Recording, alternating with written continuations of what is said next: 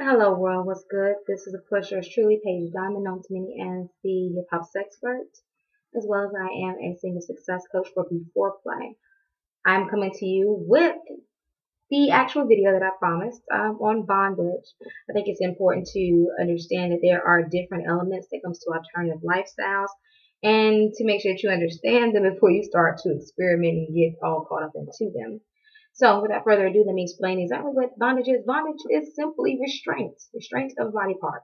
That can be your hands, that can be your legs. For advanced users, it could be some nipples, it could be some balls, it could be some breasts, it could be a penis. But you're restraining something. Basically, what the theory is, which I can actually vouch for personally, when you have some type of restraint where an element or a sense is taken from you, in this, yes, you could say this situation would be more so touch, because most of the times that's what we do, restrain the hands. It heightens the other senses to give you more of a rush, and it makes you a little bit more, so what I'm looking for. I don't want to say orgasmic, but it does definitely does heighten the arousal of whatever act is being done at that time. So I want to give a couple of pointers on bondage so that you know what to do and what not to do. First things first, if you do not trust your partner, then there's no bondage. Simple and plain. There is no, okay, I'm gonna meet up with this person and I meet them tonight. Okay, I want to tie you up. You don't know that person, so no, we're not gonna go there. All right. Just because you are experimenting with things that are maybe considered to be kinky or freaky or not the norm, does not mean that you are an expert. It does not mean that you are adept at sexuality. Don't get that twisted. It's not about how much you do sexually. It's about how you do it. It's about the quality of the actual act itself. So don't get it twisted. So that's gonna be the catchphrase for this video. Don't get it twisted. So speaking of getting things twisted, first thing you need to have is a safe word.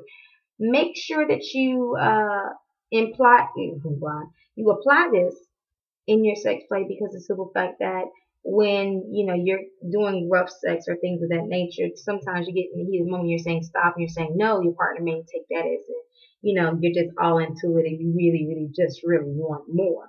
So the safe word basically replaces no and stop. And the popular safe word is enough, but you can use it. You can do anything. Heard Kevin Hart with pineapples. I mean, you can do anything. Can be your safe word. Okay, well, make sure you do have a safe word. Also, make sure that you discuss your boundaries prior to any type of bondage, because of the fact that you need to make sure that you understand, if you are the person that is the dominant party, what is off limits, as well as if you are the person that is the more the passive partner, or should I say the bottom, then you need to make sure that you will not be violated in any way whatsoever.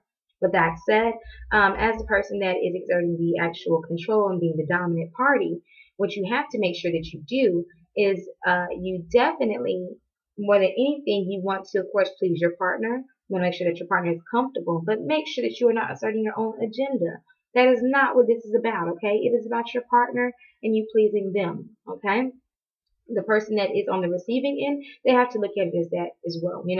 If you are the submissive partner, then you need to view it as in, you know what, I'm surrendering to pleasure, not I'm letting somebody just take over and do whatever the hell they want to do to me. No, that's what the whole conversation about boundaries is about in the first place.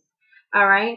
Also, once that safe word is yelled, all bets are off.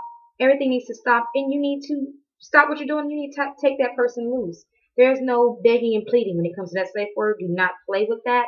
That is something that it has to be taken seriously when you're dealing with bondage. And also, a couple things that you don't want to do is this. You don't want to leave your partner alone, unattended, okay? So if you have to leave the bedroom, you need to take the restraints off of your partner while you're outside the bedroom. Make sure, of course, that this is with somebody you trust. Once again, make sure that you're not in any type of remote areas far off from society. If there's an emergency that people can't find you and can't get to you.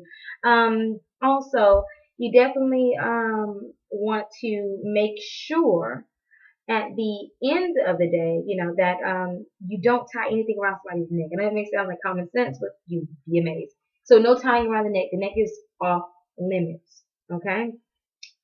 what you can use for bondage. I actually have a couple of goodies myself because I actually am a fan of light bondage. I'll show you my goodies. Um, you can use silk scarves, okay? You can use this to actually restrain. You can also use handcuffs. A lot of people are not really fans of handcuffs, which I can totally understand. If you're going to use the handcuffs, make sure that it is the fuzzy handcuffs. The reason why is because if a person likes to like fight against the restraints, you can really injure your wrist with those metal handcuffs. So get the fuzzy ones because it kind of like, you know, gives you a little bit more plushness around your wrist. Also, try, you know, paper streamers because that way you can, you know, a person can feel a little secure that they can get out of it. Okay, so paper streamers will work. Thin chains, really, really thin chains that are breakable. So if they want to break loose, they can.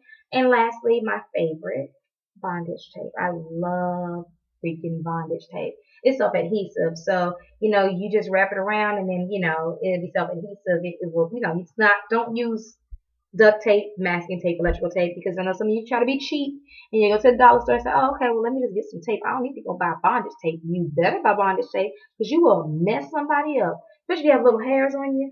Yeah, and snatch that out. That's not fun. Okay, it's supposed to be sexy, not painful. Okay, so make sure you buy bondage tape if you want to do the bondage tape. Okay, that's basically it for the most part. And I'm going to leave you with that game. Check the credits for more information. And of course, remember, don't spend your entire life playing dress up, beat, and do you literally. Peace, passion, and bliss. I'm out.